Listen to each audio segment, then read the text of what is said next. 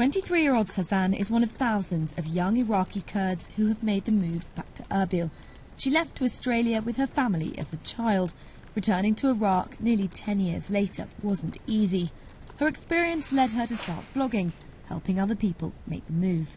Once they know that this development is taking place and their life won't change for the worse, but for the better after they come back, I think it's a good feeling for them. And they know there's something they can do here.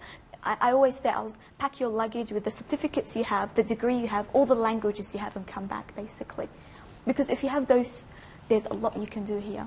And the younger, the better, obviously. With the economy opening up, there's been a great deal of investment in education too. These students are at one of the newer private universities in Erbil.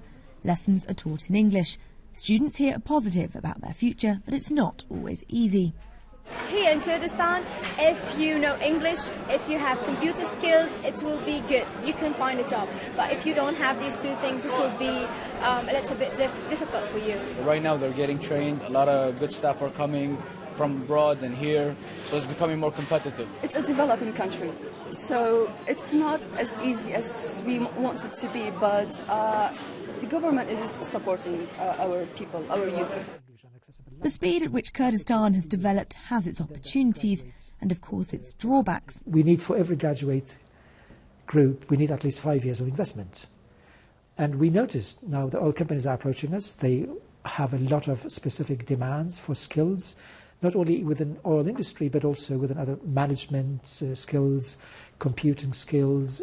They also ask for social skills. So we have also now to accelerate our programs to make sure that we are meeting future demands quicker than we originally anticipated.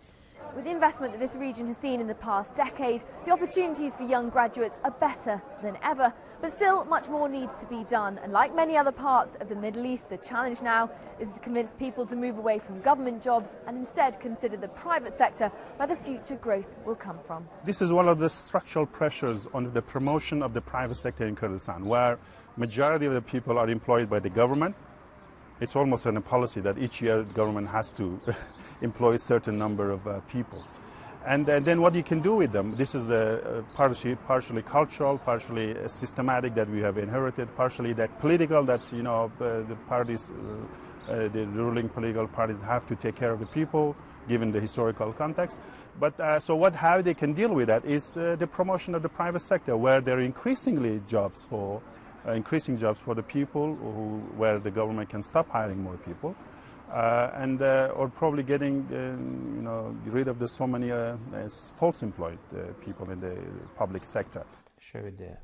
And it's not just the government that needs to change. Private companies need to do their bit too. Arthur runs a growing jobs website and runs courses to equip people with the skills needed to gain employment. Private companies have to invest to their employees in the future, because this is a part of the company. And if they want a company, a team, it works really perfectly. So they have to invest on the employer staff.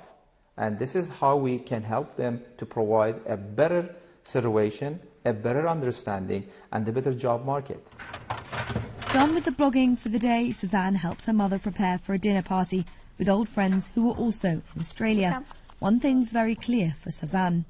You have all these tall buildings and everything's going on, but now we need to build the minds of people to be able to deal with these changes. Basically, to not just watch buildings go up, but to build them themselves. And Sazan wants to do her bit in building those minds. She loved her life in Australia, but says she'd never go back to live. Erbil is her home and is carrying on her campaign to encourage her peers to consider it the same.